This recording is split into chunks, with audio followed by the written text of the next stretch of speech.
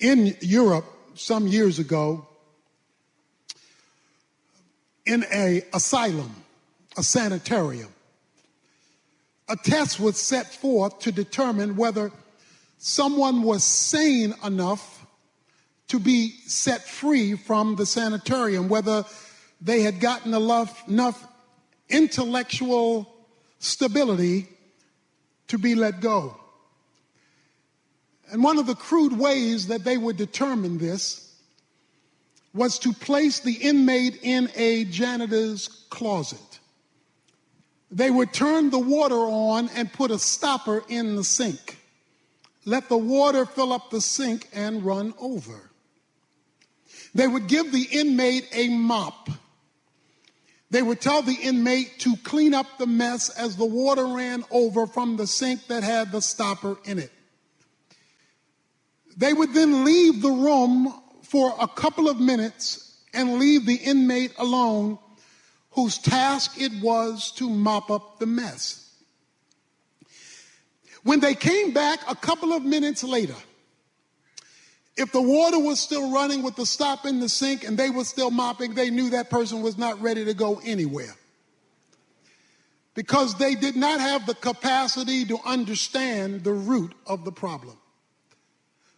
For hundreds of years, the church in darkness was trying to get people to mop up their sins through effort and merit, through indulgences. The then known Catholic Church, the Universal Church, had descended into a darkness that was engulfing Christianity, so to speak. Martin Luther rose up in 1517, and he came to Wittenberg door and he pulled the stopper out of the sink. He told people, you don't have to keep slinging your mop.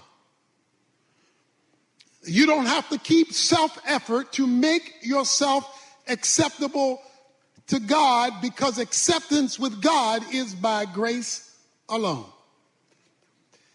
And that one of the five solas led to the Protestant Reformation, of which we are beneficiaries.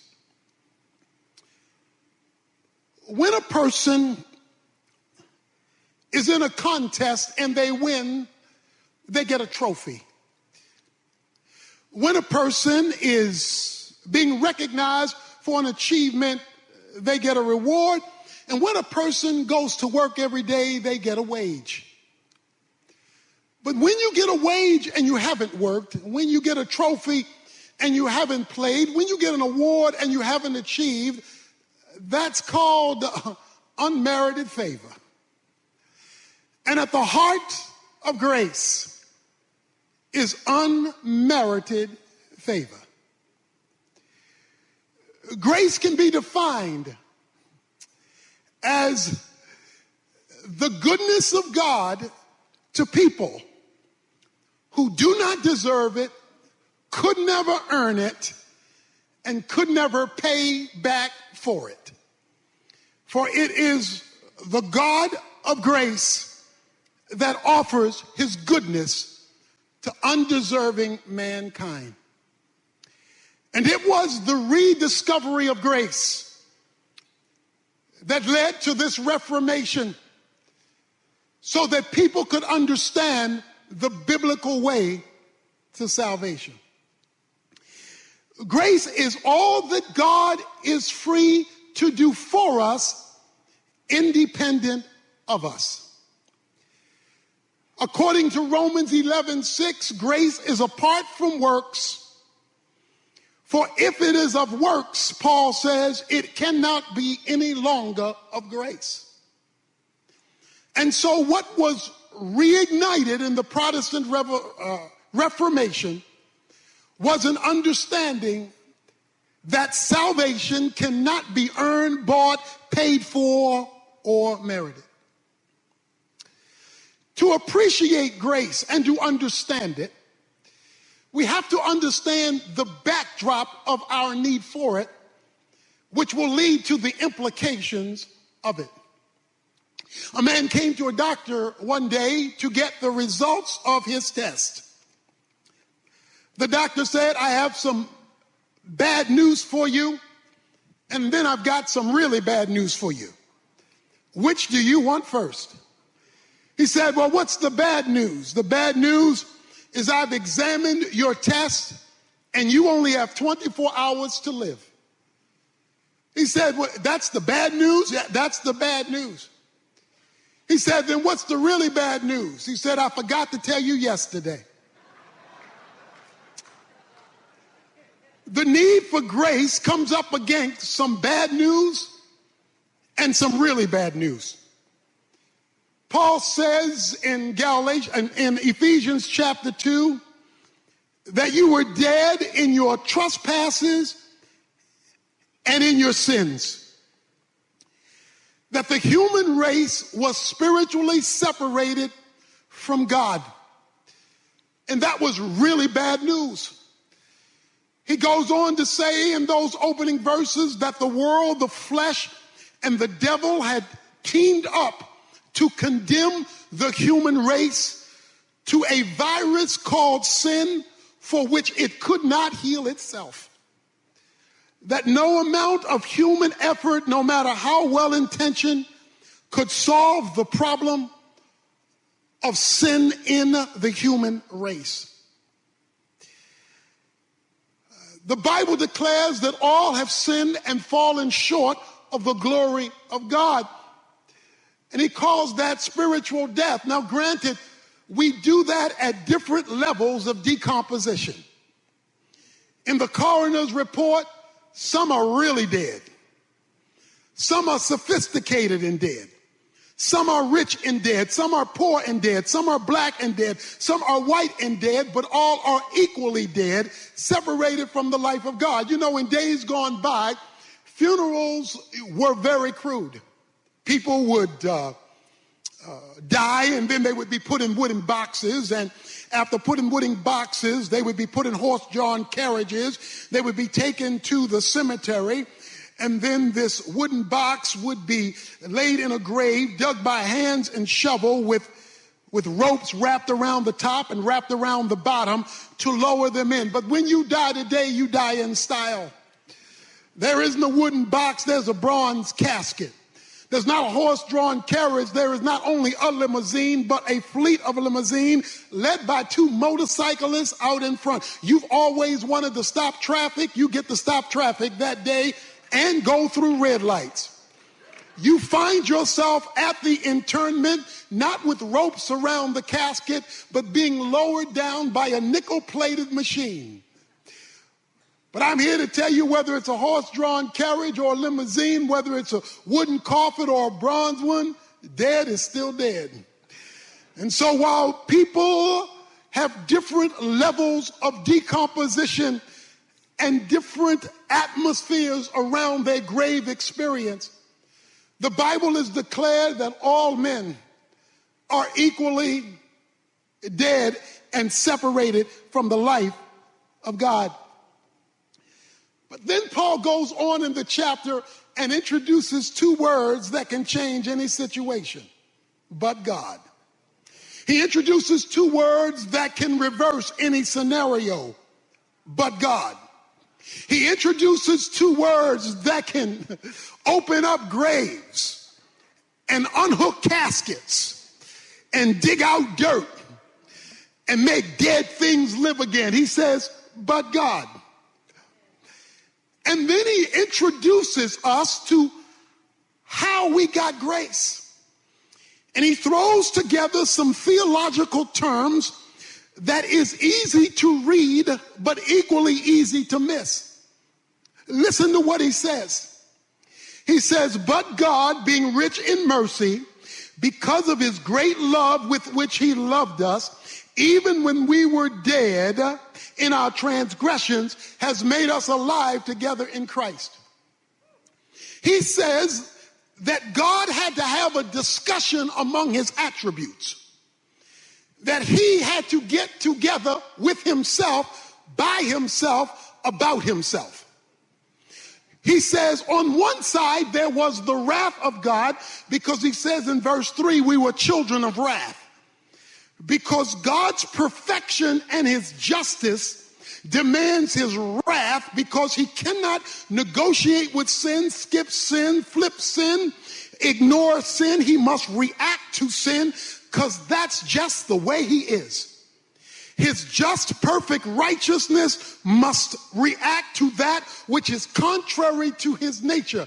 He cannot act like wrath is not part of his nature. But on the other side of his character, according to verse 4, was because of the great love with which he loved us and the mercy he wanted to extend to us. So on one side is justice and wrath, and on the other side is love and mercy. The biblical definition of love is the compassionate and responsible care for the well-being of somebody else. The biblical definition of mercy is not giving what a person deserves. So now we have a conflict of attributes. We've got wrath and justice, which must be mediated out. And we've got love and mercy, which is desired to be expressed. How can the desire to express love and mercy deal with the reality that justice and wrath must be executed? Therefore, God had to come up with a plan for his attributes to get along.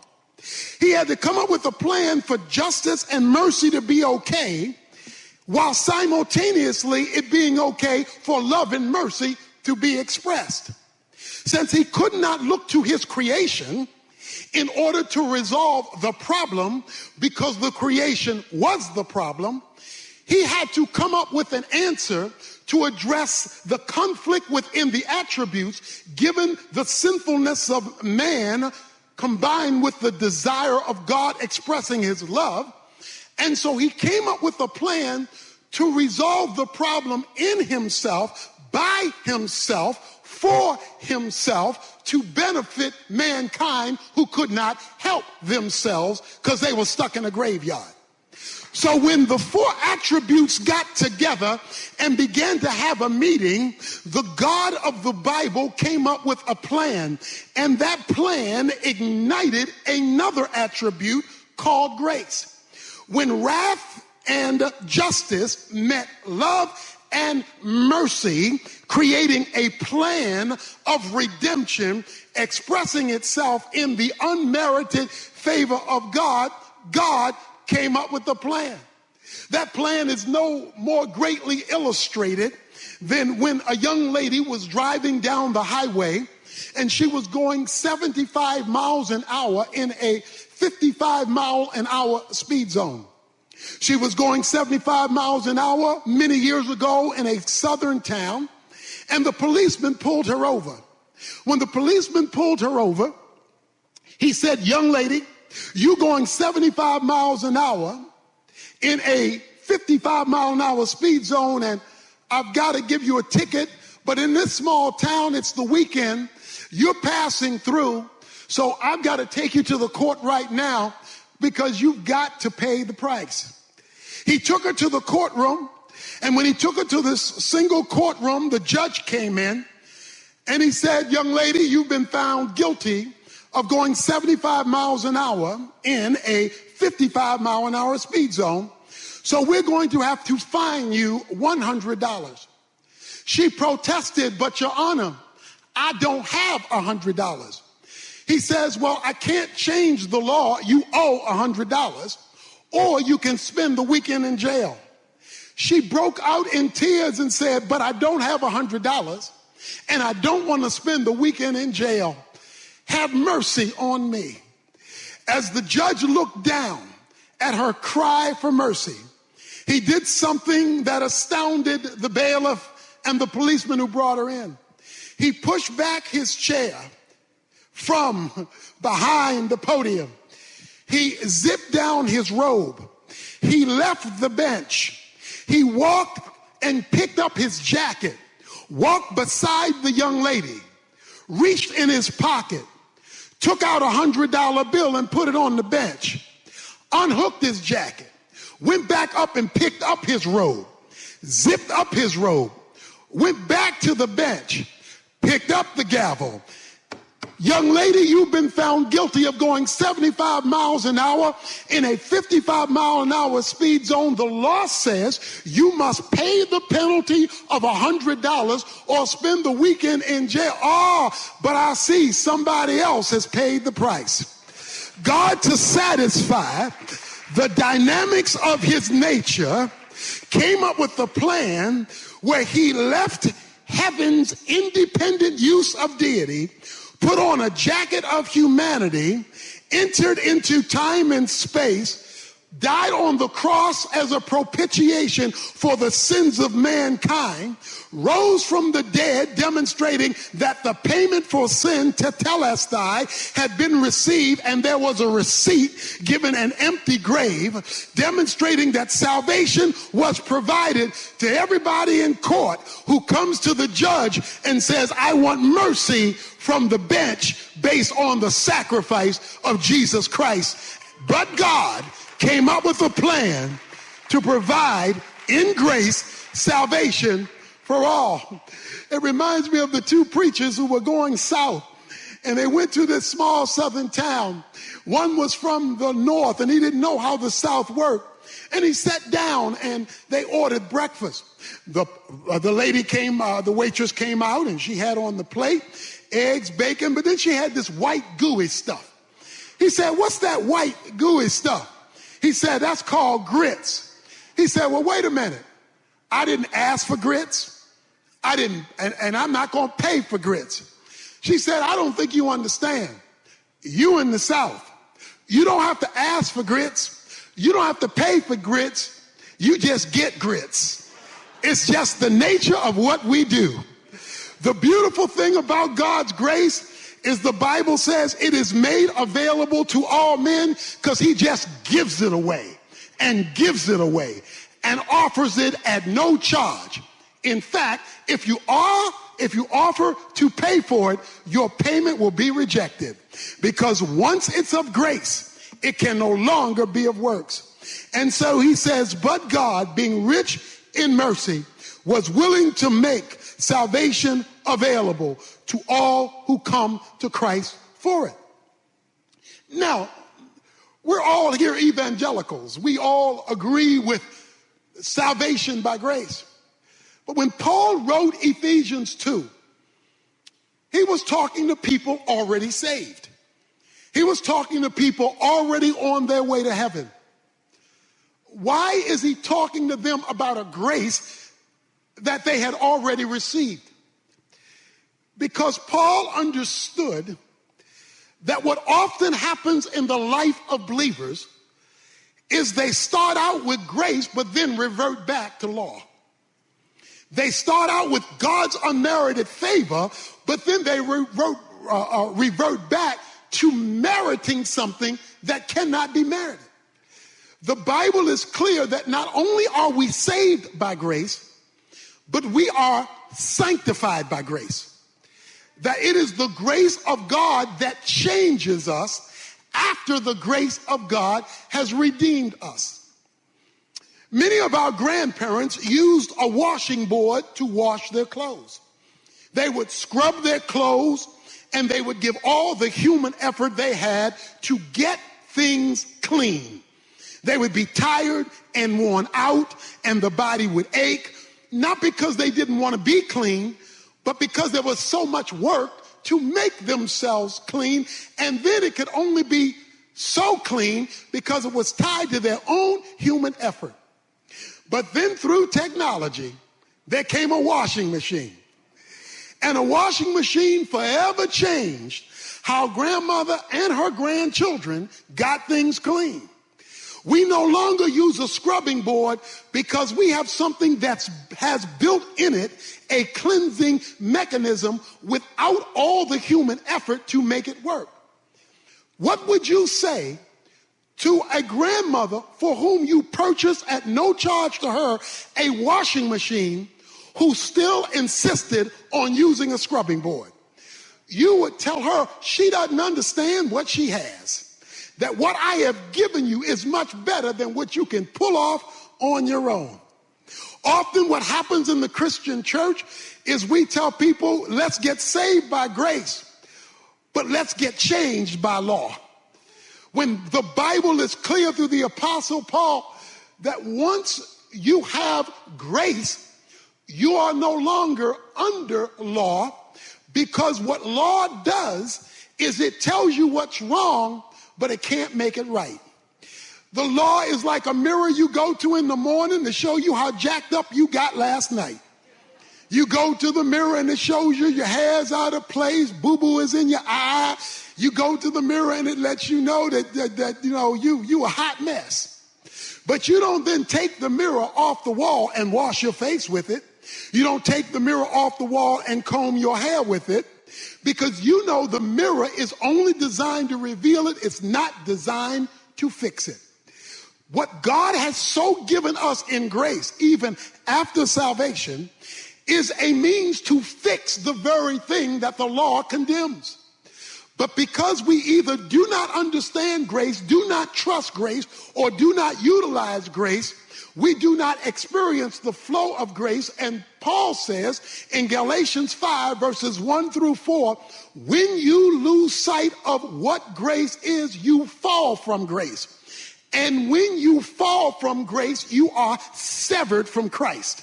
So there are evangelical Christians who are cut off from Jesus Christ while they go to church, cut off from Jesus Christ while they have devotions, cut off from Jesus Christ while they sing praises, because they are living lives independently of a relationship with Christ by grace and not by merit.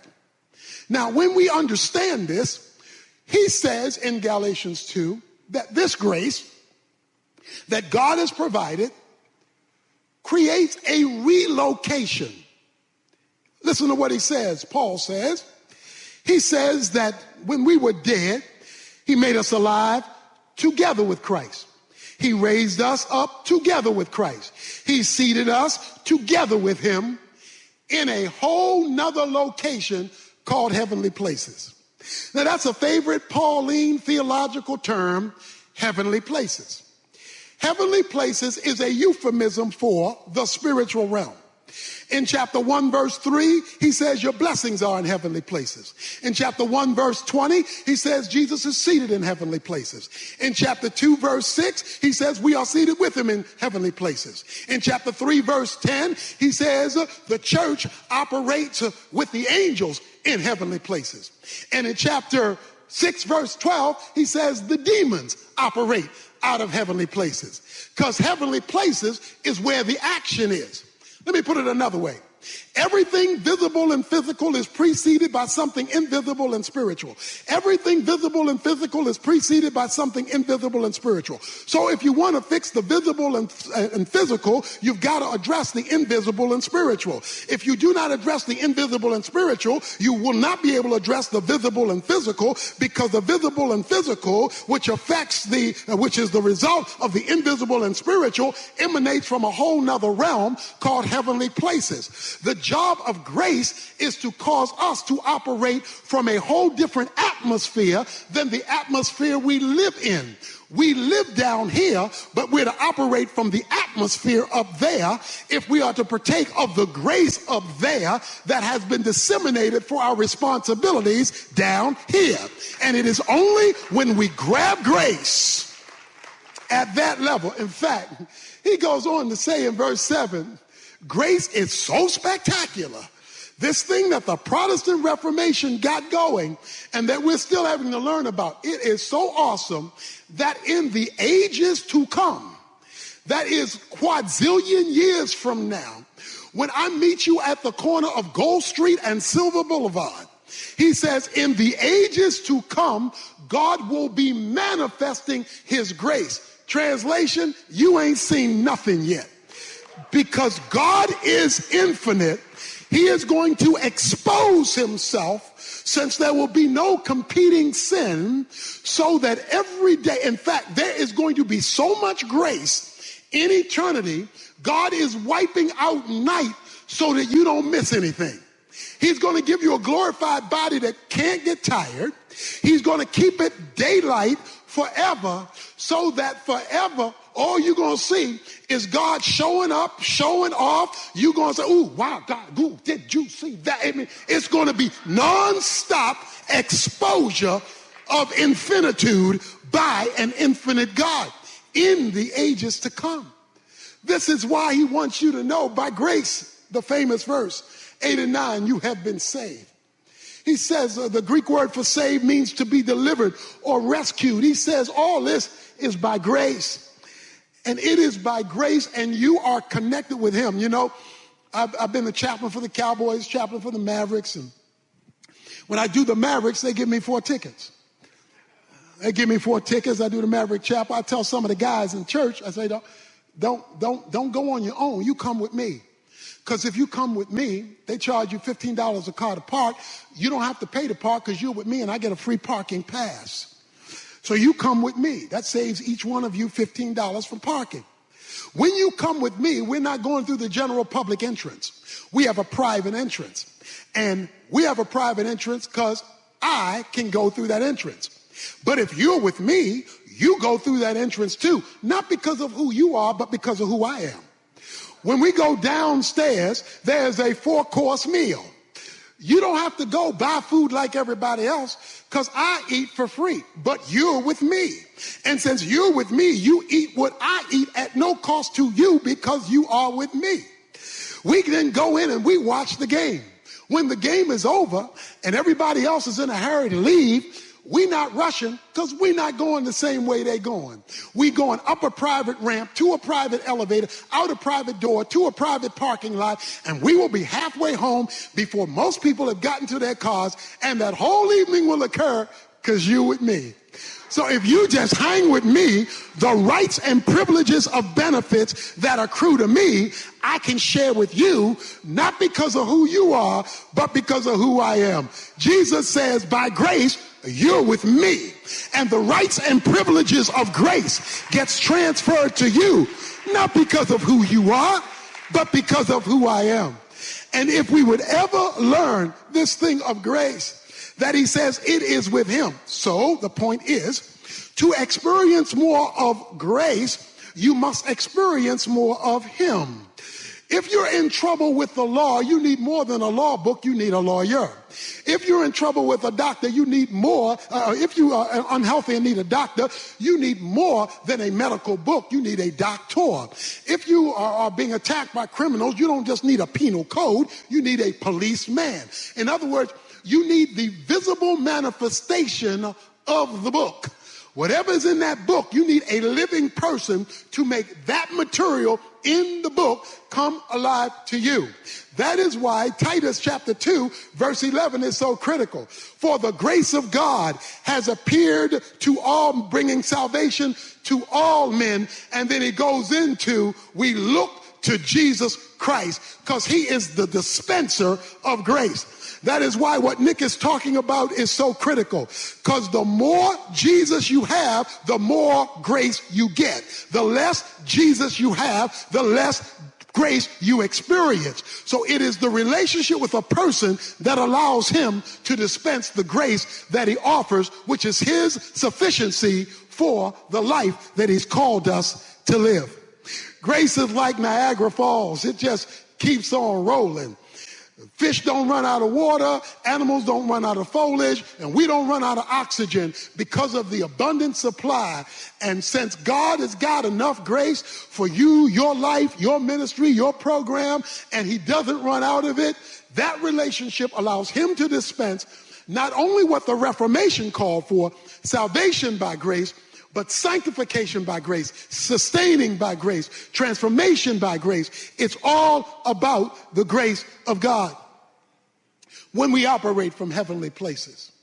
Now that the introduction is over, he throws a zinger in here. He's been talking for 9 verses about grace. He's used grace 3 times in Ephesians chapter 2. You're saved by grace. You're sanctified by grace. By grace are you saved, not of works. It cannot be merited. It's what God does for us, independent of us. That's the only definition of grace there is. The moment you add merit, it is no longer of grace. Then wait a minute. Then if that's true, what about my responsibility to work? He knew you were going to ask that question. So he comes in verse 10 and he keeps grace alive. He says in verse 10, for we are his workmanship, created in Christ Jesus for good works, which God prepared beforehand so that we would walk in them.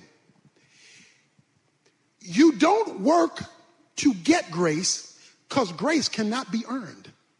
Grace cannot be merited. There is nothing you can do to make God give you grace, for then you would merit it and no one should boast. But what you can do is respond to grace. Your work, my work, our ministry, your service, what you do should be a response to grace. It is not an effort to merit grace. It is our appreciation for the greatness of grace that has been freely given to us. And the more of that grace you experience because of the work that you do. Notice the phrase, we are his workmanship, because it's about him.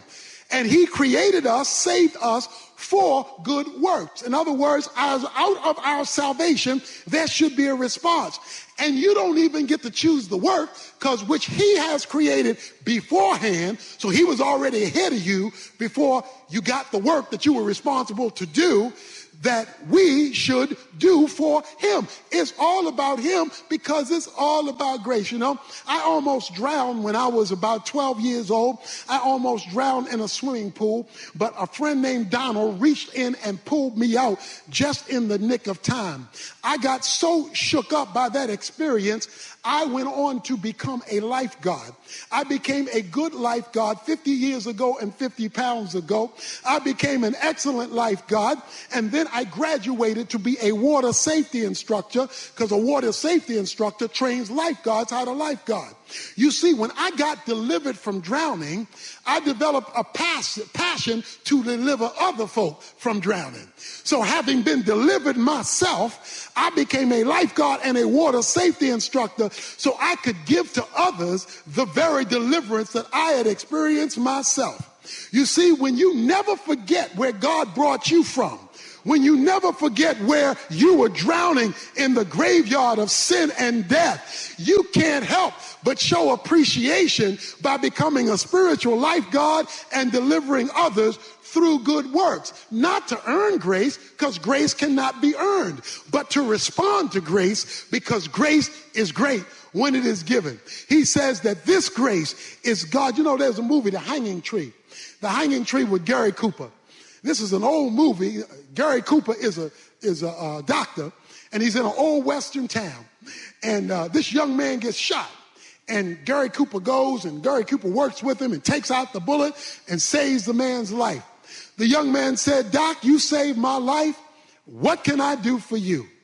The doctor looked at him and said, "Well, I tell you what, you can be my assistant, and you can be my assistant for the rest of your life, because that's how long you would have been dead if I hadn't saved you." When you understand that God has saved you for eternity, it's okay to give him a few years of your life in history, giving him an appreciation for the magnificent grace of God. When you understand grace and you respond to grace, as grace, you get more grace for God to do more in you, through you, for you. But when you leave grace, even when you're doing ministry, you get cut off from grace, and then you are severed from Christ. And so you do not experience the availability of the grace that God has given. While you can never earn grace, you can always access it. Romans chapter 5, verse 2, we access this grace by faith. So you access it, but you never earn it. And then in the last section of the book, I want to throw you an uncomfortable comment for some of you. because he doesn't leave the subject of grace. He throws in an adverb after talking about what grace is, after discussing how grace works, the union we have with Jesus Christ, and the flow. You know, when I was a boy, the way we took baths in the inner city of Baltimore was the way we went swimming in the inner city of Baltimore was the fire hydrant. Every Saturday, the fire marshal would come and flush out the fire hydrant. We put on our bathing suits and we go swimming. And we just let the water run on us as we were playing in the fire hydrant. But something always bothered me. I went to my daddy. I said, Daddy, that 3-foot fire hydrant, how does that have all that water? He said, boy, that fire hydrant doesn't have any water. It's underneath. It's hooked up to the dam. And the dam provides, through a pipe under the ground, the water you're getting out of the hydrant. When he explained that to me, I understood that there flow from the dam, which was much bigger than what I needed for my swimming lesson. That's how grace is. There's more grace than you can ever flush through your life. But when you open up that flood and God is able to flow to you and through you, because you are now being of benefit to others, you are now seeing what God can do that only God can do, for which only God deserves the glory. You're merely a hydrant through whom he can flow. And then he says, therefore. Somebody say therefore. Because see, whenever you see therefore, you need to ask what it's there for. Therefore always means in light of what I just said, in light of what I've just talked about, in light of what I just explained. That is, in light of my discussion about grace. And then it gets sensitive. Because he says, in light of what I said, he goes from verse 11 to verse 22, and he says, there should be racial healing in the church. He says, verse 13, but now in Christ Jesus, you who were formerly off have been brought near by the blood of Christ, for he himself is our peace, who has made both groups into one and broke down the barrier of the dividing wall by abolishing in his flesh the enmity which the law of commandments contained in ordinances, that he himself might make two into one new man, thus establishing peace, that they might be reconciled both into one body to God through the cross, and having killed the enmity. Let me put it this way. When grace hasn't gotten big enough and flowed strong enough to bring racial healing, Paul says in chapter 2, you don't understand grace. Because one of the things that the good works of grace will do, verse 10, is in verse 11 through verse 24. It makes the two into one. No longer is there illegitimate division between Jew and Gentile when grace has been understood. Because in the grave, you're just dead. In the grave, it doesn't matter history, background, culture, color, class. In the grave, you are equally separated from God. In hell, you are equally separated from God. But he made us alive, an understanding of grace. So what this says is that the American church, in the divisions that we've had in history and in the divisions we still have today, don't understand grace. Because Paul says if you understood grace and you were doing good works, then you wouldn't have this division, because the cross brings peace. Whenever my wife makes me a sandwich, it will always be with mayonnaise. I don't eat mustard sandwiches. I am not a mustard guy. I am a mayonnaise guy. Now, mayonnaise has some ingredients that don't get along. Two ingredients in mayonnaise that don't get along is oil and water. Mayonnaise has oil and water. No matter how much you stir it together, push it together, force it together, oil and water are going to go back to their different end zones, because they understand their component parts are not meant to get along. But the reason I can eat mayonnaise is because of a process of emulsification. Emulsification is a process of taking two things that can get along and bringing them together in harmony to create something new, special, and in my case with mayonnaise, tasty. So the reason why I can eat mayonnaise is because introduced to oil and water is egg. And what egg does is egg reaches out to oil, then egg reaches out to water, and I say, no, I know y'all don't like each other. I know y'all weren't raised together. I know y'all come from different backgrounds, but Evans wants some mayonnaise. So what I'm going to do is I'm going to reach over here, and I'm going to reach over there, and even though you don't relate to each other, both of you relate to me. And if I can get you water to relate to me and you oil to relate to me, I'm going to intermix with both of you so that Tony Evans can have a mayonnaise sandwich when it's time to eat. Guess what grace does through the cross of Jesus Christ? It reaches out to the black guy. It reaches out to the white guy. It reaches out to the poor guy. It reaches out to the rich guy. I know y'all come from different backgrounds, different histories, but my cross and the grace dispensed from it can take folk who are divided and bring them back together again. That's what grace does. And when grace is missing, Paul says, there is division in the body. That's why I love the story. And I know I'm out of time, Jerry. I'm winding down. But this is getting good to me. That's why I like the story in Galatians chapter 2. Because Peter is eating ham sandwiches with the Gentiles. Peter's in, because see, he got that thing on the roof in Acts chapter 10 where God told him, don't call unclean what I call clean. And now, he had heard about pork chops, chitlins, and pig feet. But he had never tasted it because that was an unclean animal. But now that he had to go to Cornelius' house, he found out those folk on the other side of the track knew how to cook. And so now in Acts chapter 2, verse 11, he's eating some ham sandwiches with the Gentiles, some pork chops with the Gentiles, some pig feet with the Gentiles, some hog maws with the Gentiles, and some chitlins with the Gentiles. He's just having a pork-eating good time. But then, while he's eating with some of his homeboys, some of his boys from the hood showed up. Some of the Jews sent from James showed up and saw their Jewish pastor eating with them people on the other side of the tracks. When he saw that, he said, I can't be with y'all anymore because I might offend my own race. So he got up and went back to the Jews in order not to let them be upset with him because he was fellowship with these people over here. We got to live with them in heaven, but that don't mean we got to eat with them on earth.